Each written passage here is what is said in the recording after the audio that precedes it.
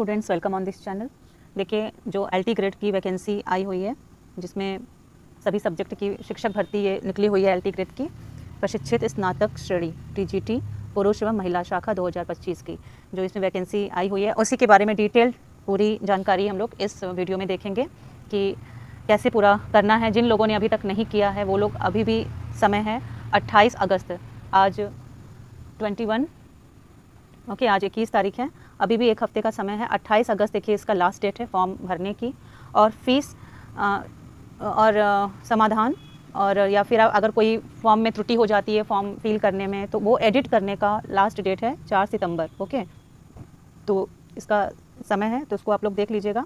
28 जुलाई तक का समय है, 28 अगस्त का। 28 जुलाई से ये आवेदन प्रारंभ होने की तिथि शुरू हो चुकी है और 28 अगस्त इसकी आखिरी तिथि है। 4 सितंबर तक आप लोग फॉर्म में सुधार कर सकते हैं, समाधान कर सकते हैं। ओके, यहाँ पर देखिए, ये सबसे ज़्यादा महत्वपूर्ण यहाँ पर क्या है कि सबसे पहले फॉर्म भरने के पहले जिन लोगों ने अभी अपना OTR नहीं किया है, कम से कम एक दिन पहले OTR सबसे पहले कर ले। बिना OTR के ये रजिस्ट्रेशन नहीं हो सकता। ठीक है, ऑनलाइन आवेदन करने से पहले OTR पंजीकरण कर OTR नंबर प्राप्त करना अनिवार्य है। फिर इसमें क्या है, देखिए, ऐसे अभ्यर्थी जिन्होंने OTR नंबर प्राप्त नहीं किया, वे ऑनलाइन आवेदन करने के 72 घंटे के बाद आयोग की वेबसाइट से OTR नंबर प्राप्त कर सकते हैं। स्टूडेंट्स, OTR तो वैसे तुरंत भी मिल सकता है, आप उसको स्क्रीनशॉट ले सकते हैं। मैंने भी अप्लाई किया है तो उसमें देखा, तुरंत उसमें आ गया था, थोड़ी देर के बाद OTR आपको मिल जाएगा। लेकिन एक दिन पहले अगर आप लोग कर ले तो बहुत ही सुविधा रहती है। उसके बाद उसमें ज़्यादा दिक्कत नहीं होता है। बस उसके बाद आप OTR नंबर मिलने के बाद सीधी OTR से लॉगिन होता है और उसके बाद आपका बस 10th का उसमें डिटेल्स पूछता है और उसके बाद आप फी पेमेंट करके फाइनल सबमिट कर सकते हैं। ओके, नेक्स्ट देखिए क्या है इसमें कि अभ्यर्थियों को इसमें निर्देशित किया जाता है कि वे ऑनलाइन आवेदन करते समय सभी चरणों, यानी वही सारे स्टेप्स, पहले OTR रजिस्ट्रेशन आप करेंगे, फिर उसमें सारे डिटेल्स सबमिट, उसमें अपने बारे में जो भी एड्रेस वगैरह है, आपका फ़ोटो, सिग्नेचर, ये सभी वहाँ पे होता है, सब आप उसमें कर सकते हैं। ओके, और इसको आप लोग देख लीजिए। और उसके बाद अब चलिए, OTR नंबर जब मिल जाएगा आप लोगों को, तो उसके बाद देखिए हम लोग इसमें देखेंगे, ऑनलाइन आवेदन करने के संबंध में अभ्यर्थियों को सूचित किया जाता है कि वे निम्नलिखित निर्देशों को भलीभांति समझ लें। ओके, अच्छे से इसका नोटिफिकेशन इसको अच्छे से देख लेना है कि फॉर्म भरने से पहले पूरा इसका नोटिफिकेशन एक बार रीड करके ही करना होगा। देखिए कैसे कैसे फॉर्म भरना है, इसमें पूरा इसमें बताया गया है कि सबसे पहले अप्लाई क्लिक करने के पहले स्टेप में ऑथेंटिकेट विद OTR प्रदर्शित होगा। ठीक है, तो इसको अपना देखिए पूरा step by step students notification में इसमें बताया गया है। सेकंड चरण में एप्लीकेशन डैशबोर्ड आपको शो होगा, उसके बाद उसमें ही आपको ये सारा अभ्यर्थियों को संबंधित आवेदित पद के सापेक्ष एप्लीकेशन पार्ट 2 के अंतर्गत सबमिट डिटेल्स पर क्लिक करना होगा। उसके बाद स्क्रीन पर अभ्यर्थी का आवेदन पत्र सहित स्थायी एवं पत्र व्यवहार का पता बताया कि वो सब कुछ, आपका एड्रेस वगैरह, उसमें फी, आपका फोटोग्राफ और सारा सिग्नेचर वगैरह मांगेगा, तो आप उसमें अप्लाई कर देंगे। तो चलिए अब देखते हैं फॉर्म के बारे में, एलटी ग्रेड के में कि कौन कौन अप्लाई कर सकते हैं, कितनी योग्यता। देखिए स्टूडेंट्स, इसमें आवेदन शुल्क कितना है, तो ऑनलाइन आवेदन की प्रक्रिया के प्रथम एवं द्वितीय चरण की कार्यवाही पूर्ण करने के बाद इसमें श्रेणीवार शुल्क जमा करना है। देखिए, अनारक्षित एवं आर्थिक रूप से कमजोर वर्ग या अन्य पिछड़ा वर्ग, इनकी परीक्षा शुल्क देखिए, पहले जो आर्थिक रूप से कमजोर है उन लोगों का हो जाएगा ये परीक्षा शुल्क 100 रुपये। ओके, ऑनलाइन प्रक्रिया के थ्रू होगा। उसके बाद OBC का 125 से हो जाएगा, कमजोर वर्ग का 25 रुपये शुल्क है। अनुसूचित जाति या अनुसूचित जनजाति का शुल्क यहाँ पे दिया गया है, ये 25 रुपये से 65 रुपये के बीच में। दिव्यांग जन का हो जाएगा, यहाँ पे शुल्क दिया गया है 25 रुपये। ओके, भूतपूर्व सैनिक अगर कोई हो तो उनका शुल्क दिया गया है 65 रुपये। ओके, नेक्स्ट, कोई स्वतंत्रता संग्राम सेनानी के आश्रित महिला या कुशल खिलाड़ी हैं तो उनका शुल्क उनकी मूल श्रेणी के अनुसार जमा किया जाएगा। स्टूडेंट्स, अब देखते हैं इसमें रिक्तियों की संख्या। तो इसमें देखिए, वर्तमान में सहायक अध्यापक प्रशिक्षित स्नातक श्रेणी एवं पुरुष महिला परीक्षा 2025 के अंतर्गत चयन हेतु रिक्तियों की जो कुल संख्या है 7466 ये पदों पर भर्ती आई है, जिसमें राजकीय विद्यालयों के अंतर्गत पुरुष शाखा में 4680 रिक्तियाँ हैं और महिला में 2525 रिक्तियाँ हैं। ओके, और दिव्यांगजन सशक्तिकरण विभाग के अंतर्गत कुल 81 रिक्तियाँ हैं।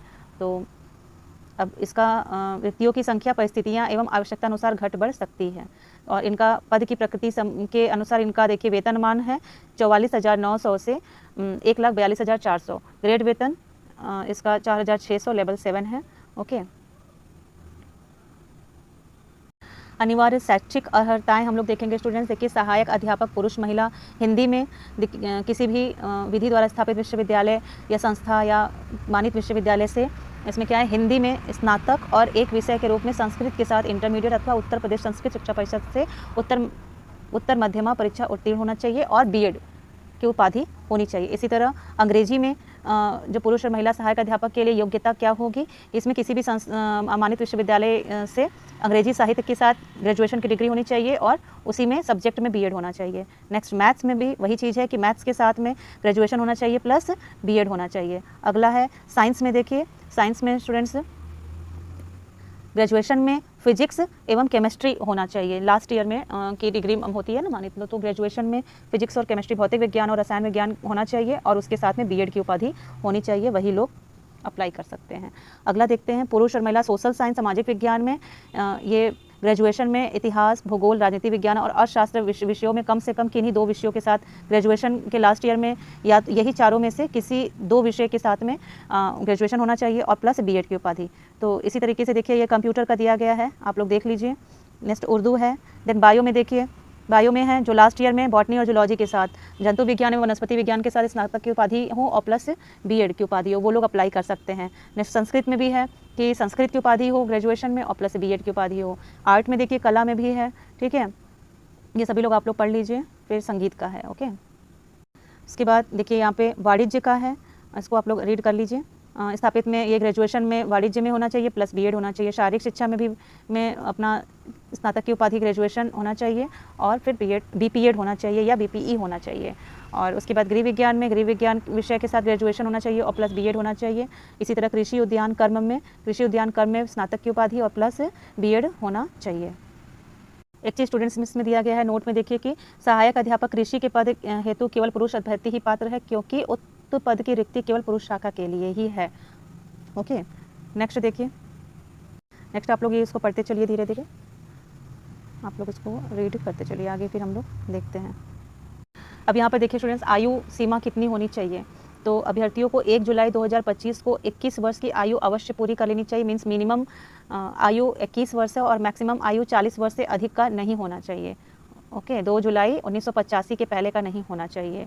और दिव्यांगजन का अधिकतम आयु सीमा 55 वर्ष है, तो अर्थात अभ्यर्थी का जन्म 2 जुलाई 1970 के पहले में नहीं होना चाहिए। अब छूट देखते हैं कि कितना छूट दिया गया है। तो देखिए उत्तर प्रदेश के अनुसूचित जाति, उत्तर प्रदेश के अनुसूचित जनजाति और उत्तर प्रदेश के अन्य पिछड़ा वर्ग के अभ्यर्थियों, वर्गीकृत खेलों एवं कुशल खिलाड़ियों, सरकार के कर्मचारियों और बेसिक शिक्षा परिषदीय शिक्षक शिक्षणेतर कर्मचारियों तथा अनुदानित माध्यमिक विद्यालयों में कार्यरत शिक्षक कर्मचारियों के लिए अधिकतम आयु सीमा में 5 वर्ष की छूट अनुमन्य होगी, अर्थात उनका जन्म 2 जुलाई 1980 के पहले का नहीं होना चाहिए। तो स्टूडेंट्स 5 वर्ष का इसमें छूट दिया गया है इतने लोगों को। उसके बाद देखते हैं उत्तर प्रदेश के समाज के दिव्यांग अभ्यर्थियों के लिए अधिकतम आयु सीमा 15 वर्ष अधिक होगी, मतलब इन लोग को +3 अधिकतम आयु सीमा में सेना में की गई सेवा अवधि +3 वर्ष के बराबर छूट मान्य होगी। नेक्स्ट देखिए स्टूडेंट्स इसमें है कि आप लोग को पता होना चाहिए कि ये दो पाली में परीक्षा होगी, सॉरी 2 भाग में परीक्षा होगी, एक प्री और एक मेंस में। तो देखिए प्री में क्या है उसी के बारे में इसमें संबंध में ये सूचना दिया गया है कि प्रारंभिक परीक्षा में सफल होने वाले अभ्यर्थी ही मुख्य परीक्षा जो कि रिटर्न में होगा लिखित परीक्षा में सम्मिलित किए जाएंगे, जिसके लिए आयोग के निर्देशानुसार सफल अभ्यर्थियों को पुनः आवेदन करना होगा, ओके। पहले प्री एग्जाम जो कि क्वालिफाइंग एग्जाम होगा केवल, जिसमें ऑप्शनल क्वेश्चन पूछे जाएंगे और जब वो क्वालिफाई हो जाएंगे उसके बाद तब मेंस के लिए आप बैठ सकते हैं।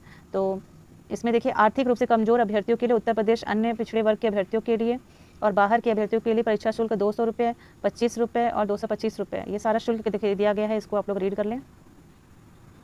एक चीज़ ये देख लेते हैं कि महत्वपूर्ण अनुदेश क्या है। हाई स्कूल अथवा समकक्ष उत्तीर्ण परीक्षा के प्रमाण पत्र में अंकित जन्म तिथि ही मान्य होगी, ओके।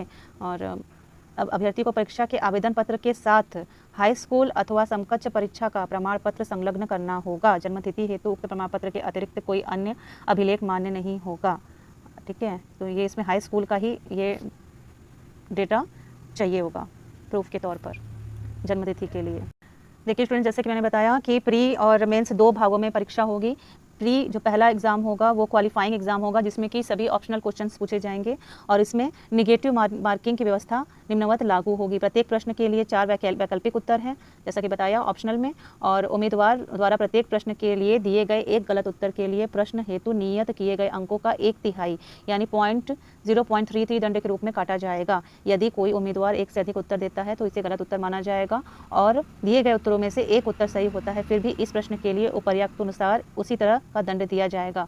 ओके, तो 1/3 नेगेटिव मार्किंग है, तो स्टूडेंट्स ध्यान से करना होगा। तो अब देखिए इसमें कैटेगरी के अनुसार इसमें दिया गया है कि क्वालिफाइंग स्टैंडर्ड कितना होगा कैटेगरी के अनुसार। तो इसमें देखिए अनुसूचित जाति, अनुसूचित जनजाति अभ्यर्थियों के लिए मिनिमम इफिशियंसी क्वालिफाइंग जो है वो कैटेगरी है निर्धारित किया गया है 35%। उसके बाद है इसी प्रकार अन्य श्रेणियों के लिए अभ्यर्थियों के लिए न्यूनतम दक्षता मानक 40% है। ठीक है, तो बस ये जो अनुसूचित जाति तथा अनुसूचित जनजाति के अभ्यर्थियों के लिए मिनिमम क्वालिफाइंग जो स्टैंडर्ड है 35% में क्वालिफाइंग क्राइटेरिया निर्धारित किया गया है। बाकी ओबीसी और अदर कैटेगरी के कैंडिडेट्स के लिए 40% निर्धारित किया गया है और 1/3 माइनस नेगेटिव मार्किंग हो ही गया।